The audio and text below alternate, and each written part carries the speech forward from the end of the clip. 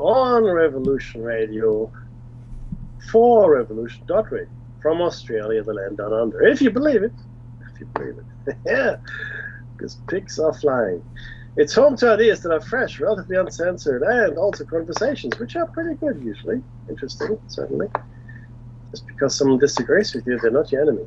That's the truth. Important information is hard to come by these days. So this channel is important. This radio station is important. So if you can donate, please do. No one else does, meaning only listeners do. There's no government organization, no corporates, nothing like that. And if you can donate, great. Any currency is good, including crypto. If you can't donate, that's okay. That's okay. Tell people about the station. That's as good as donating. Tell people. Make them listen. See what they say. Today is the 7th of November, 2024. The year's almost over. You gotta be joking. You can catch the cave on the air, on the line, all the time, and on your smart device to grab an app to listen anywhere. Or listen at home on the greatest developed digital radio. Oh, yes, that's awesome. Archives are free. Another good reason to donate if you can.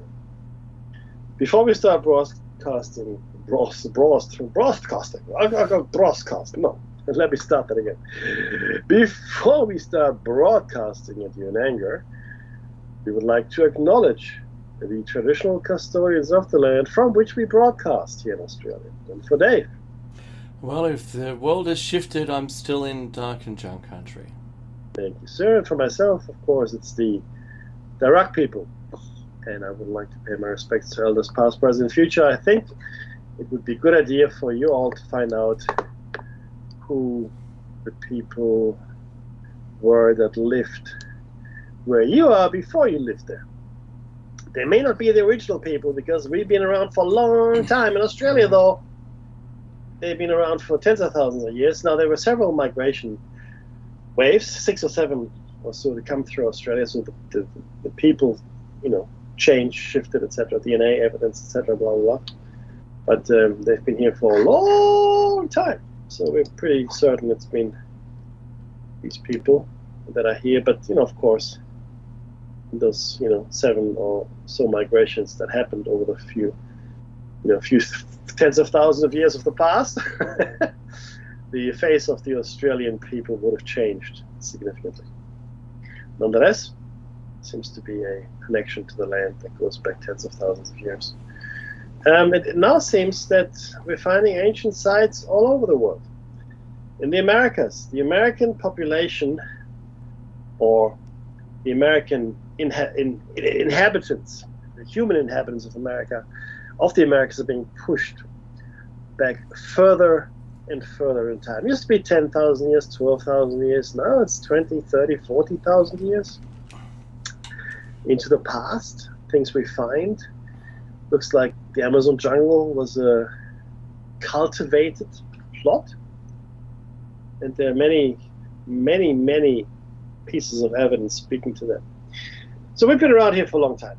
And just to put this in perspective, I'm mentioning this to put all these things that are happening in perspective. Everything that happens today, any permanence you attach to your world is an illusion. I was talking to my kids, and I said to them, look, the Roman Empire, they 2,000 years ago, they went about their day, they did what they did in their day. Slavery was normal, and having people kill each other in the arena, that was normal, right? Life was probably more brutal in many ways, maybe more intense. Maybe people lived more intensely than they do today, maybe, I don't know. But there was this belief in permanence, right? Because I went at the Roman Empire, look how big it is. Look at all these things we've built. It's going to last forever. It lasted for 1,000 years, pretty respectable. But the point is, they are now ruins. All those cities are ruins, and we dig them up and we marvel at their achievements and wonderful, whatever. And in fact, any empire of the past has experienced this impermanence, this transience. I guess that's what it is. Life is a transient affair.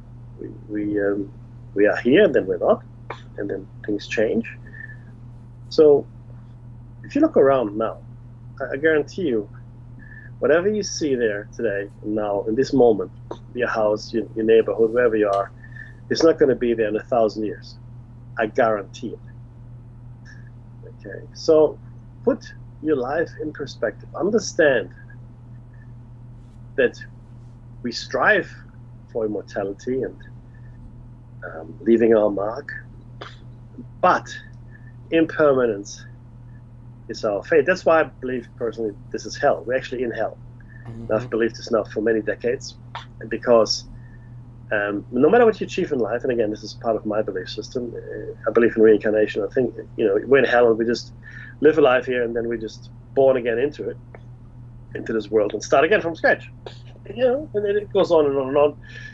And a lot of religions, especially the older ones, believe that our chief aim must be to escape the cycle of rebirth. Why? Why would you want to escape it? Well, because this is hell. We're in hell. Thank you very much and welcome. Not quite what you expected maybe before. But look at the life of most people here. Not awesome. But even if you have everything for 50, 60, 70, even 100 years, and you live a really good life, and then you die, and then you're born again, chances are you're not going to have a great life next time around. Mm-hmm. And I do believe that our essence, you can call it a soul, energy, chi, I don't care what you call it, is being damaged by being here. So that's why I think we must make every effort to get out of here, which incidentally is also what the Cathars, and by extension the Knights Templar, believed. Crazy stuff, right? Yes, it is. There's a lot of stuff that you don't know about. That's okay. We're all here to learn stuff, and this is one of those things. You don't have to believe it. It's entirely up to you. But over my 50-odd years on this planet, I've come to learn a great many things. And oddly enough, just when you think you're the first person to think it, you realize, there's a whole movement of people that are thinking that, and it's kind of confirmation. But certainly the ancient mystery schools, the ancient religions, anything that sort of predates Christianity, they all had the same kind of basic fundamental beliefs. And even early Christianity had this belief. They believed in reincarnation. Yes, I know, crazy, right? Anyway, that's where we are. So, in the light of that, because we're all expecting great things to happen, now that Donald Trump is like, some of you might expect great things. So Donald Trump is president, will be president January 6th. That's going to happen. And a lot of things were promised, and a lot of things are, I imagine, expected of him. Full disclosure, ending the war in Ukraine, ending the war in Gaza, bringing back the American economy. It's a lot, and I think it's probably some unfair expectations as well. But nonetheless, there are these expectations. But here's my prediction: we're not going to see much of a change, because the machine is too immovable. It's too rusted shut. The machine of American democracy, the bureaucracy, all the things that we deplore. And I don't think.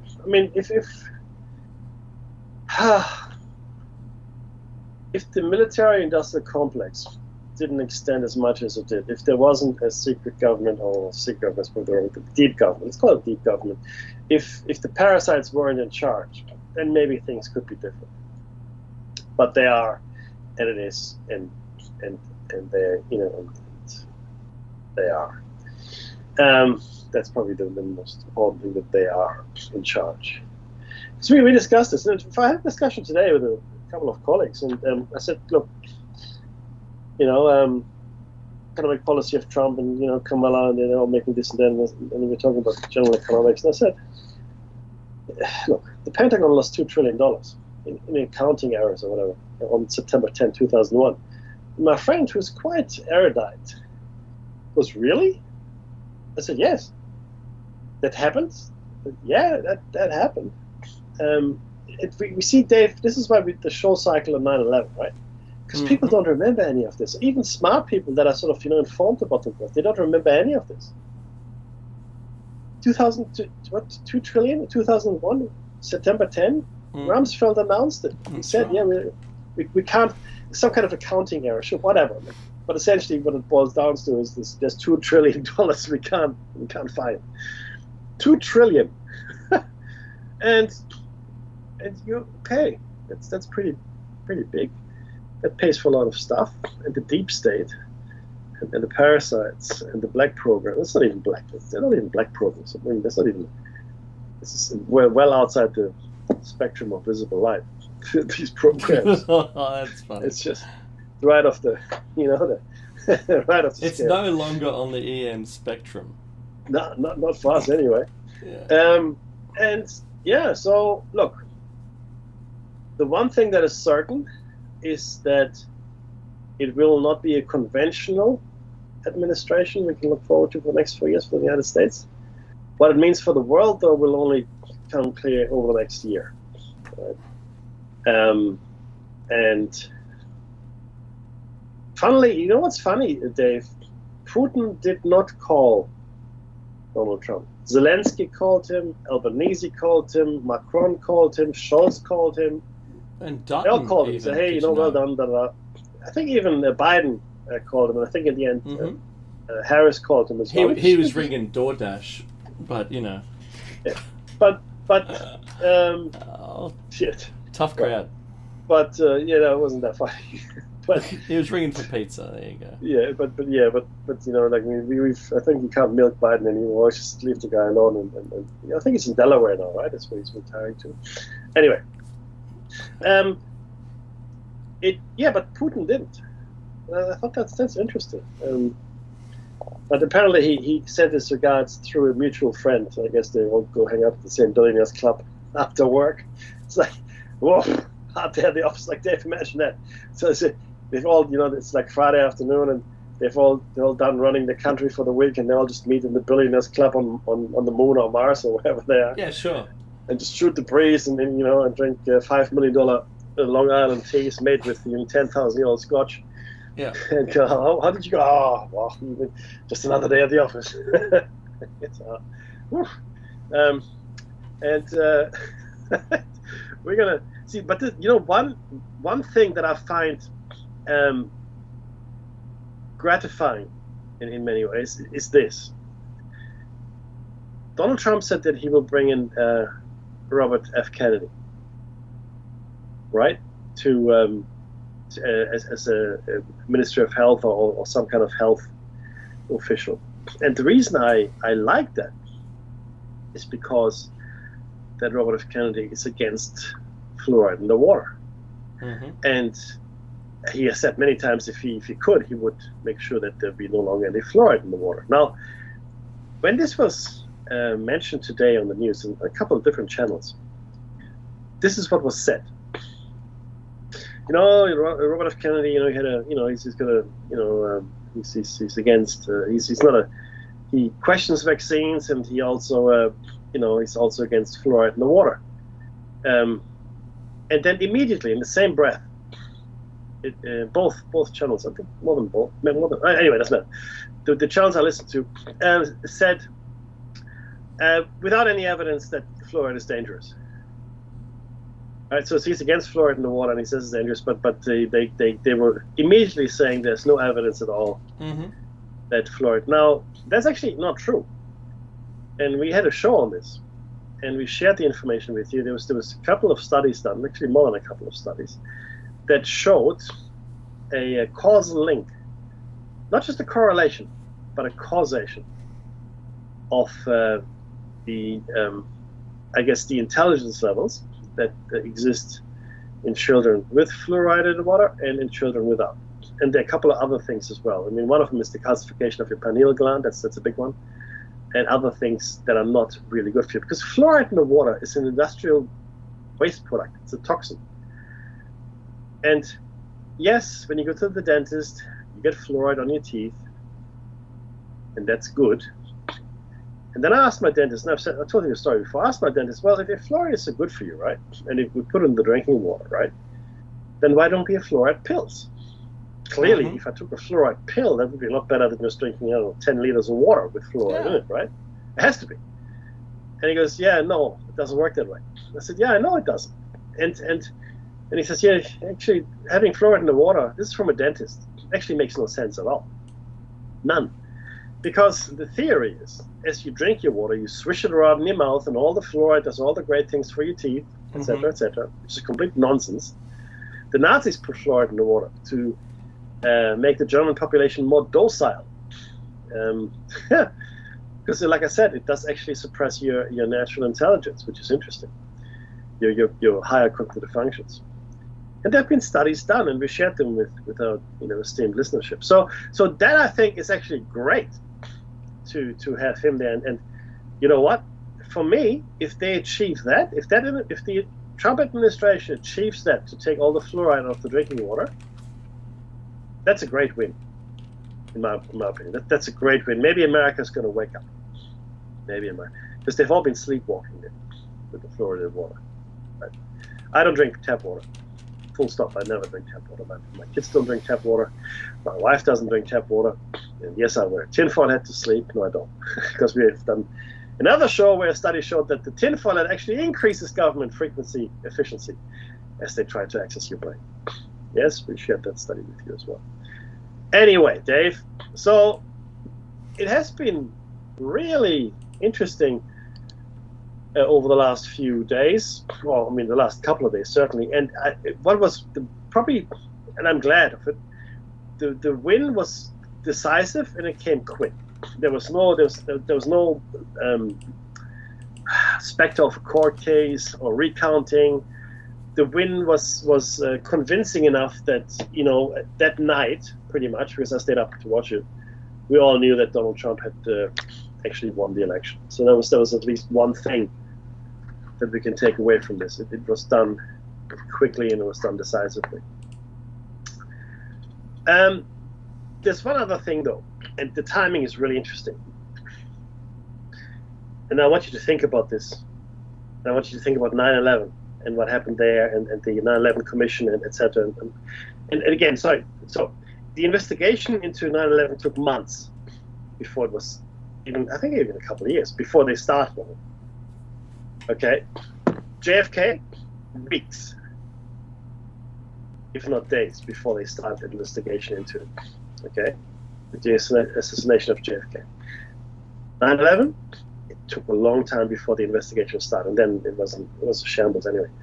But the defense minister, or the defense, I guess the person in charge of defense in Israel that was just fired by Netanyahu. You know what he did? He asked for an investigation as to what went wrong that day when Israel was attacked. And Netanyahu immediately booted him from his cabinet at a time when they were expecting an Iranian attack. Now, this is the guy, the defense guy, that has all the relationships.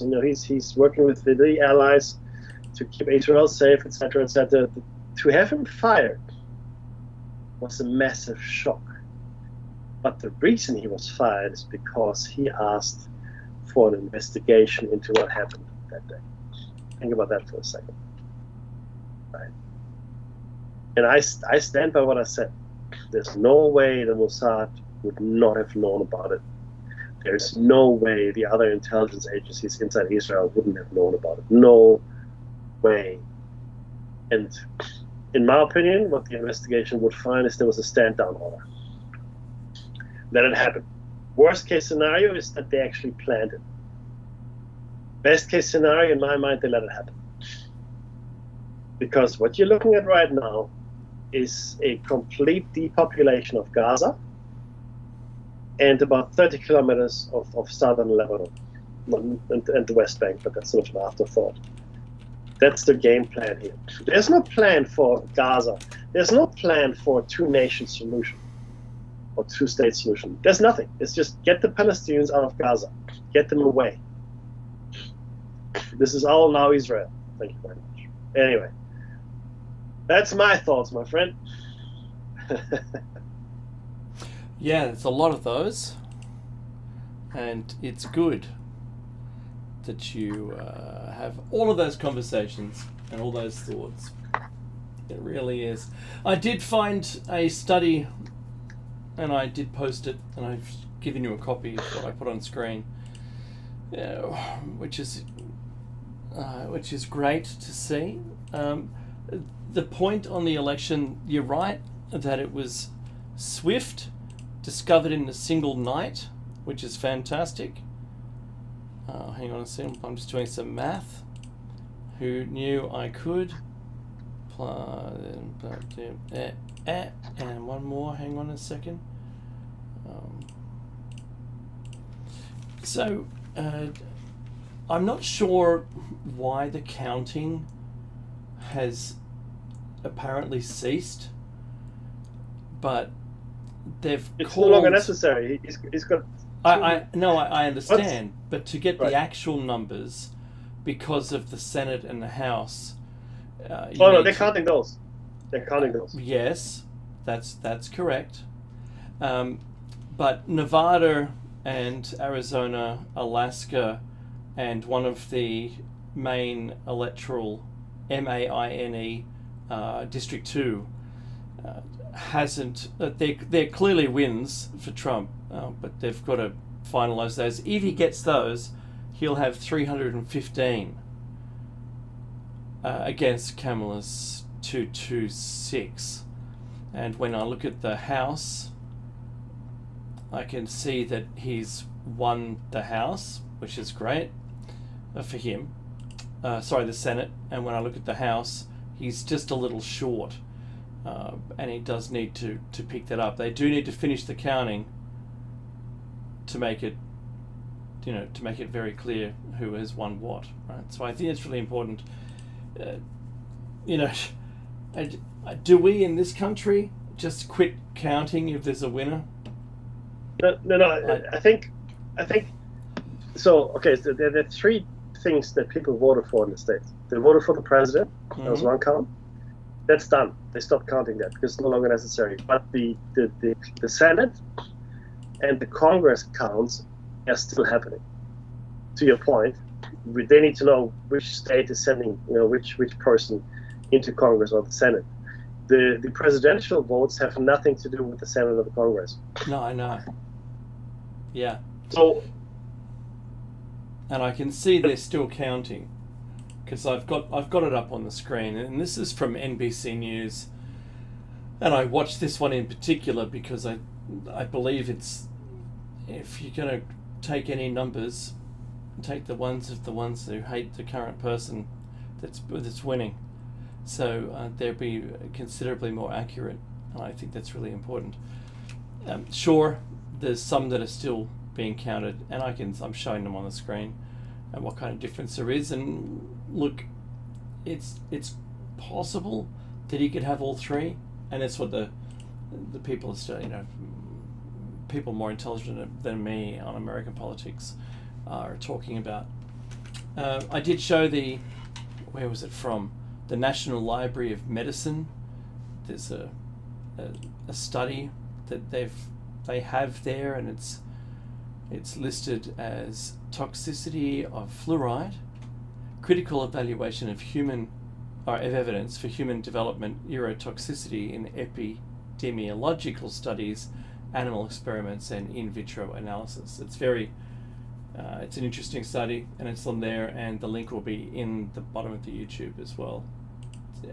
So, but it's interesting. And do you know what I have a small desire to recount what it was like on the channels that I wasn't watching, because I had 4 different YouTubes playing with the national count while the election was going on yesterday, and I had opposing channels, Fox and CNN and NBC, and then I had my favorite Megyn Kelly, I should pronounce her name correctly.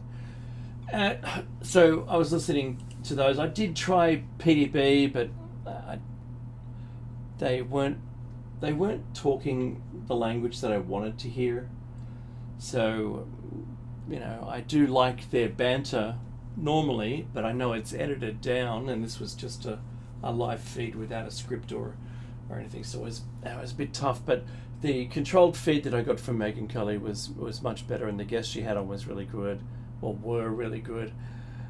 Then I started to have this, I don't know, it's kind of weird. It's like watching a car crash, or seeing the results of a car crash. You know, the rubbernecking you get when it's finally your turn to get through the single lane, and you can see all of the car or the cars, a multiple, vehicle accident, and you do the rubberneck. You make sure that you're not going to cause a collision, but you drive so slowly past it, you're trying to look for something.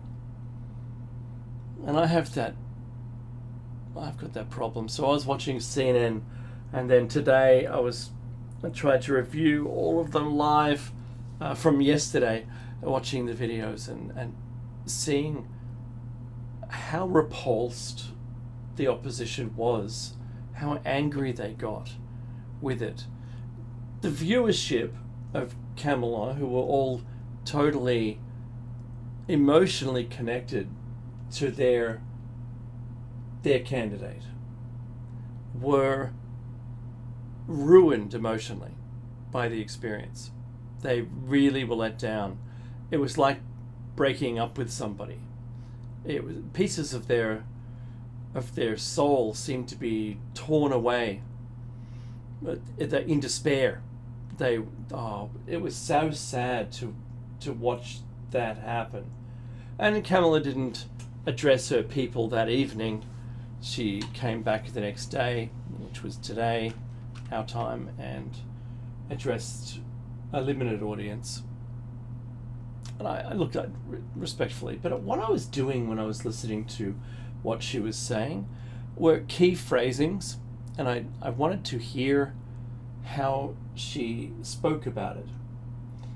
She could have softly said, look, thank you very much for supporting me. I'm so sorry we didn't win. Hopefully next time around I'll run again, and maybe we can do it again next time. She didn't say that. She said, in amongst all the other softening words, she said, we need to continue to fight. That was one phrase. I don't know, what are you going to fight? What? Well, that's exactly what Donald Trump said when he first lost the last election. So, I mean, she can say whatever she likes, as far as I'm concerned. She can say whatever she wants. I don't care. But I was listening for words which might be a little triggering phrases for any Manchurian candidate. That's the absurdity, Mackie, that I was viewing the speech with. I was trying to detect if there were really any out-of-place phrases or out-of-place comments, words even, that you, like, platinum rosebud. Now's the time to stand up and arm yourself with knowledge. Right? No, I did hear a couple of weird things in there, but leaving it alone, because she didn't win, and you could... maybe it was the first time she really didn't laugh, which she could have done that throughout her campaign, because that might have made it better. I don't know. If she had some policies, I think that would have been really nice. But when I was watching CNN, for instance, they really took it to a different level. And it was at one point, there was one of the panel, I think there was 6 on the panel, and this lady decided she was going to continue with the fascism call, like it's the end of America, blah, all of these huge statements. And they were all emotionally driven. I get it. And it was from a campaign that's been a long march to get there, to where they were waiting on the night for their candidate to win. I get all that. But when they panned back out, because it was a tight shot of her during this, she honestly had a rant. And when they panned back, every other person on the panel were very sheepish, and they didn't want to make eye contact with the camera. They were just like, wow,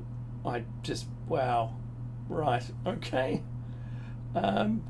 Since we've lost, I still want a career, especially on television. So I'm just going to be quiet. And look, she's saying those words. They're not mine. And no one agreed with her. And in the past, it was kind of like, what's it called? The View. Kind of like The View, where they're all nodding and yeah. Oh, whatever rant you've got, I've got a rant too, and I'm gonna double down on your rant. There was nothing like that, and it was very interesting to watch the difference, because now they've got 4 years of being able to dismantle all the things that he does in preparation for the very next election. They still have a career of being able to nitpick everything he does anyway. It's kind of like our opposition over here in Australia, Meckie. We have an opposition. Our opposition stays in opposition, and they stay in Parliament the whole time. It isn't like, oh, we have one party that's going to rule everything and fantastic, whatever they say is whatever. No, ours has just as much say, still gets paid in opposition for their entire stint until the next election. So I saw people wanting to back away from direct criticism on win night and rather just secure their positions on television. And rightly so. Maybe the audience of CNN could get boosted again. If this is what the right was saying, maybe they can just come back a little bit to the centre. One person even said, and this was in more than one country, they said, the left never self-checks how far down the left from centre they've become. I thought that was the grandest thing that I've ever heard. And I measured it against what I've seen, and I found that to be a true and valid statement. So in Australia, we have a bill that's attempting to be passed that will be very close to a censorship bill that makes everyone personally responsible for what they say, which is good, and I believe that's a good thing, where they can be sued by whoever you said it against. Interesting. But it is the removal of any last hope of anything free speechy, which we don't really have anyway. We don't have a specific law that says we do have free speech, which we don't. So we have to be very careful about what we do and say. And this was a Western Australia, I think it was Western Australian person reading his argument against the bill. He said he won't be voting for this bill to pass. He was not going to. But he said he brought up 1984, which I thought was a valid point. And he said how we could be allowing this to happen, knowing that this was written back in 1949, and why are we allowing it? Like, this is crazy. His whole idea is you shouldn't have a fake account. That was what he was agreeing with. That's the only thing he agreed with. You should have a digital identity online, which is the same as your identity in real life. And you should be able to say what you want within your own bounds, like if you were to appear on television or send an article into the newspaper, for instance, and they published it, right? If you're on TV and you say anything, and you say something that you can be sued by the person you said it against, right? That's fine. But he said that should be the same. The internet should still be free, not free speech, but you should be able to raise an opinion on something. And his big point, his largest point was, you have a public servant that's deciding what the truth really is. So I thought that was my whole day in a nutshell. Oh, and I went down to the food bank. Right. Well, that's That's good. Yeah, that's like, oh, I went to the shops. Yeah, this is kind of So special shops. yeah, so yeah, look again. So the opposition comment, that's America works in a very similar way, as you know, right? I mean, Hmm. the Republicans are, for all intents and purposes, position when the Democrats are in power, or vice versa. So it's a de facto two-party system. It's unfortunate, and the founding fathers actually didn't really want that. And in fact, well, they didn't want a lot of things that happened. What you going to do? But so it's that's sort of their job, to be in opposition, and then to point out all the foibles and mistakes that Trump is going to make. That's what they need to do. If the Republican Party controls both the Senate and Congress, it just makes his administration a lot easier. He gets things through a lot easier than he would otherwise, right? Simply because there's no one blocking him, as it were. Because before, when the Democrats controlled Congress, I can't remember if it was Congress and Senate, but a lot of the things that he wanted to do couldn't do because Senate or whatever body said no. So he had to issue presidential orders. In fact, that's what happens if the president can't get it through the houses. He issues presidential decree. He goes, this is what it is now. Tough luck. So I expect him to do that, and I also expect the emotional fallout, which was a lot less vitriolic than what we saw when Donald Trump lost the election. I mean, he went and said they stole it, and it was a much more calm kind of thing, and that was my expectation. I mean, are they disappointed? Yeah, absolutely. But well, within reason, I want to say, I can't really fault them for that at all. So I'm just a little concerned that we might be reading too much into this at this point, right? Are there going to be are there going to be any activities, any actions that will happen? I have no idea. I don't know. What I'm pretty sure about is that we'll have a peaceful transition to power, which we didn't have last time around. And this is really what democracy is all about. This is the key difference between the banana republic and a country that calls itself democratic. You have a peaceful transition of power. Right? That's what you need to do. If you can't do it, then maybe it shouldn't be democracy. Right? What I'm worried about now is what will happen when the next election comes around. Yeah, like I said before, I don't think Donald Trump will leave the White House willingly. I don't know what's going to happen. I don't know what kind of thing is going to go on. I simply don't think he will leave the White House in a peaceful way. I bet you a He dollar. will find a way. That. Sorry? I bet you a dollar.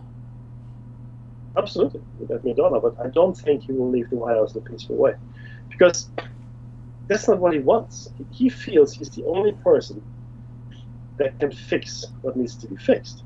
I've said this many times, and fair enough. I mean, he can believe whatever he likes, but that's the issue that I see. Right? Wait 4 years, and we'll see what comes of it. He'll find a way to stay. He admires Putin. He admires the North Korean leader as well for staying in power and doing what they're doing. He's got no time for the Constitution. He said this as well, and let's get rid of it. And, let's do this, let's do that. Let's let me be the person that's in charge forever. So yeah, we'll see. It's only 4 short years away, but I fear I'm right on this one, and I don't want to be. I really, really don't want to be right on this one. Well, I think we have to wait until there's a peaceful handover of power. Let's see what happens. Oh, that'll happen. No, I'm just saying, let's watch that happen first, and then I might come along with the ride. So what you're saying is that you don't think there will be a peaceful transition of power? I'm saying that we need to watch to see whether that happens. Okay, so what indications do we have that it wouldn't? Not yet. Not yet. That's all I'm saying. I like to take some kind of side. So I would like to see that happen. That, Kamala did say nicely that she'd conceded and she acknowledges Trump is winning, which is great. It's fantastic.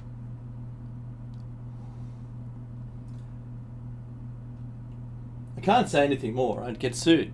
So I'm just going to leave it at that No point. no one is going to sue us. I'll talk to you off air about what I think, but I'm saying there's plenty of steps, and let's just let that first one occur, and happy days. Yeah, we're at November. It's not going to be too long away. Yeah, no, that's true. It's going to be fairly soon. Fairly soon.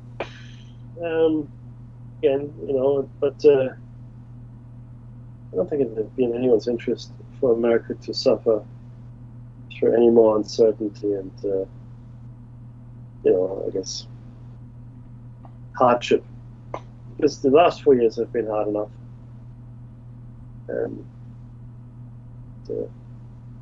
Let's see. But what I fear, though, is there's a lot of expectation that people have of what the Trump presidency means. Right?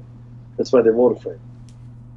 I think that expectation, or these expectations, may not be entirely fulfilled. That's what I think. I think there may be a shortfall of expectations after the 4 years are done. And it's rare that any politician says anything in a campaign that eventuates. But Donald Trump is not a politician. And that's why people elected him. You see, that's the whole point. He's not. He's in fact, he has never been part of the political apparatus, which is why people voted for him. And I completely understand why people vote for Donald Trump, because he's not part of the party system. He's not part of Washington. He's not part of any of the parasitic systems that have infested Washington. Right? And that's his single biggest draw card, that he's not that guy. Right? He didn't draw a wage last time in the chair. He donated all the money that he was earning. I hadn't heard that. Oh, really? No. That's a thing. Yeah. You see, Maddow. If I was a billionaire, then it'll be kind of,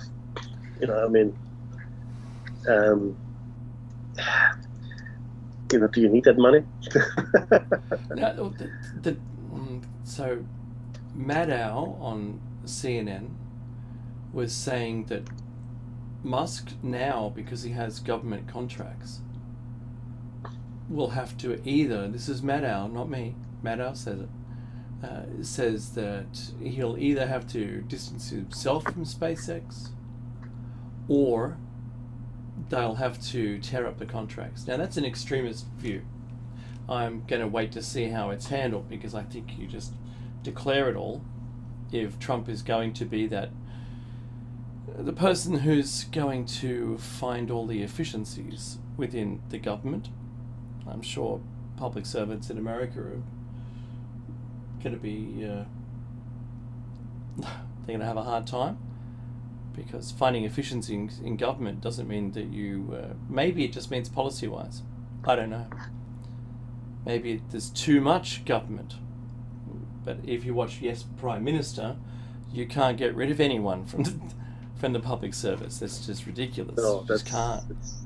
It's crazy. So Maddow's raised a good point, despite me not really appreciating any comment she's ever made ever, except for this one, where she raises a concern, and I think it's a valid concern. I wonder how it's going to get handled. I think all he has to do is declare it, and voila. He's not personally generating an income from it. So maybe Maybe that's how it could work.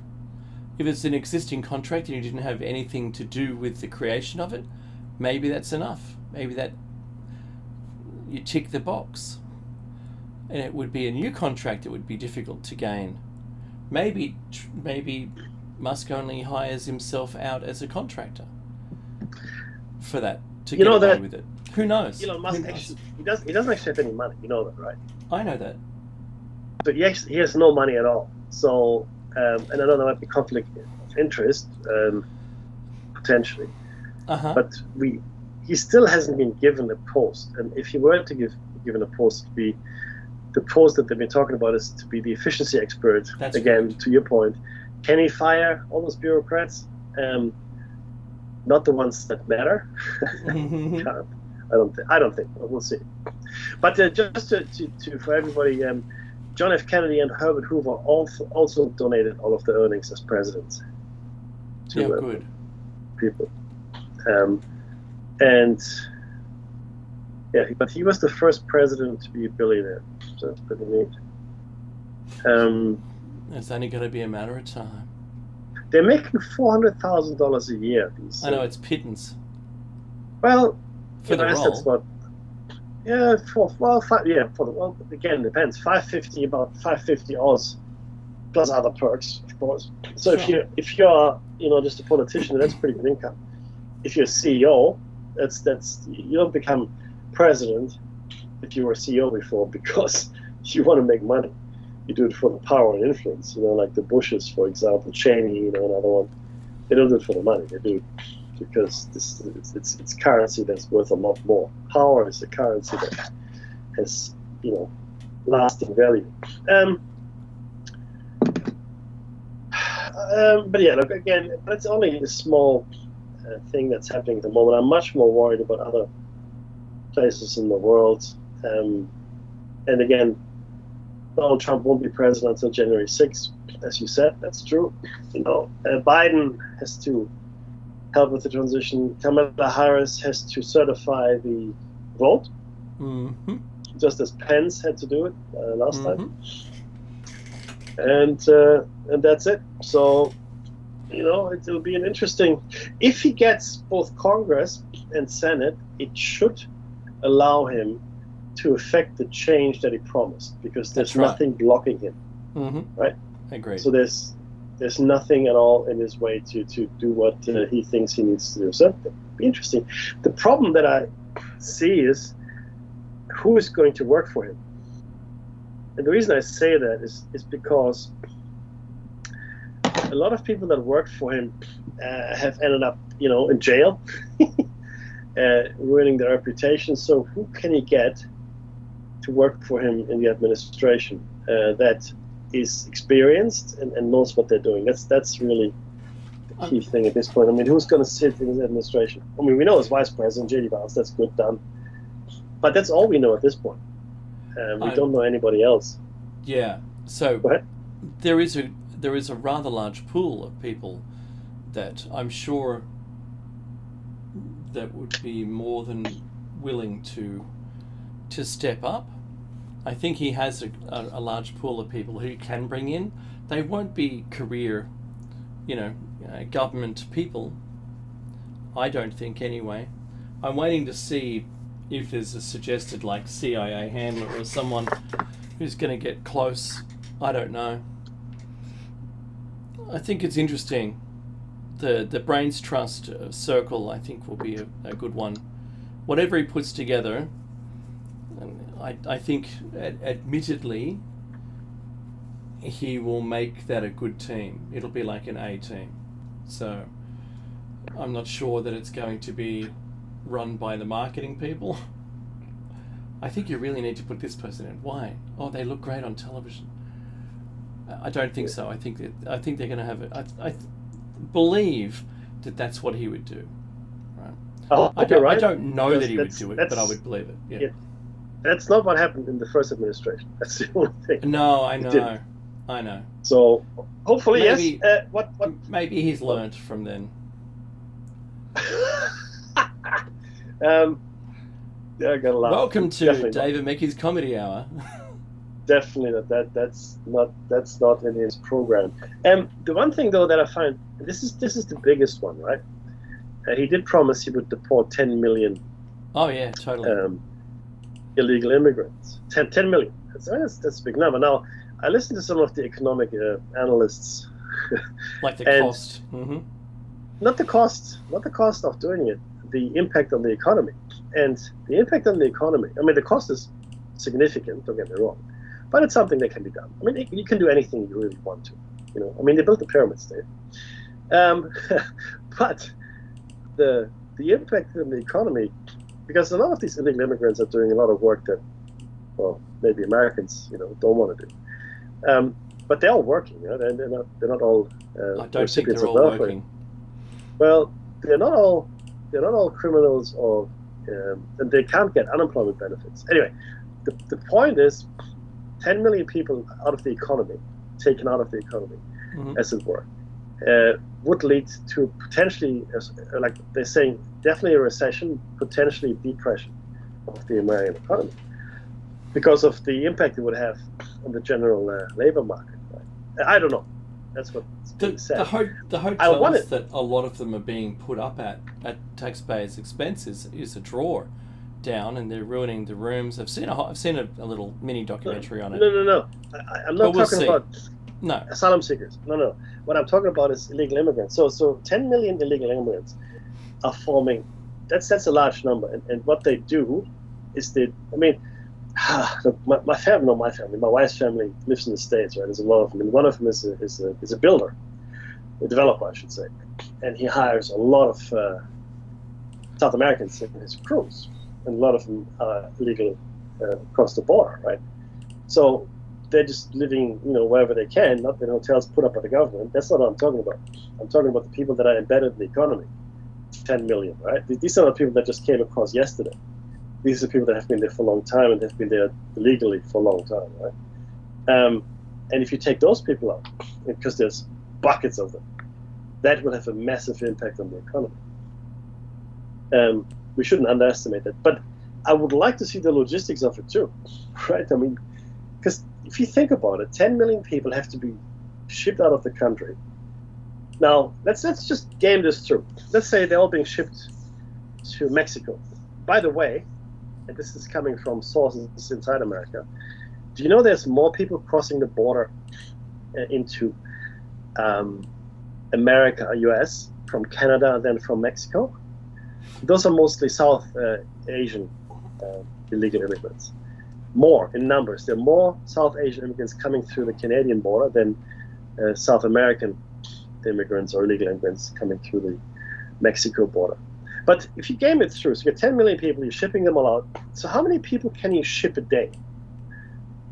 10,000? You just got to catch them first. So you catch them. You have to hold them somewhere, I guess. Right? So you're going to build these massive camps, I imagine. And then you have to ship them out to the border. And then you've got, let's say you can do it in 6 months or even a year. Let's say you've got a year to ship 10 million people into Mexico. Right? Then on the Mexican side, what's going to happen? Right? They're going to live in refugee camps. How are they going to be fed? Right? And Trump will say, not my problem. But do we really think that they're not just going to flow right back into it through the tunnels or whatever systems they've used? It seems like a harebrained scheme, is all I'm saying, right? Yeah, I hear. I hear differing information, but they're good questions to ask. I heard that Biden had dismantled parts of the wall and sold it. So it's also starting from a position that was worse, like than you left it. I think it's going to be interesting. We'll see. I did hear the dynamics of where the people were coming from, were being shipped around to other ports rather than coming across the southern border. Even though they were coming to the southern border, they were being shipped around to other ports around east and west and brought in that way. So look, it's very interesting. The numbers say one thing, and we'll see what that means in the end. Oh, there's the end of the show. Mackie, you can take it. Oh, geez, the music, that was quick. Hey, thank you very much for listening. This has been Plato's Cave, and don't go anywhere. I'm sure the shows following us will be awesome, so don't touch that dial, and we'll speak to you on Sunday. But most of all, be safe.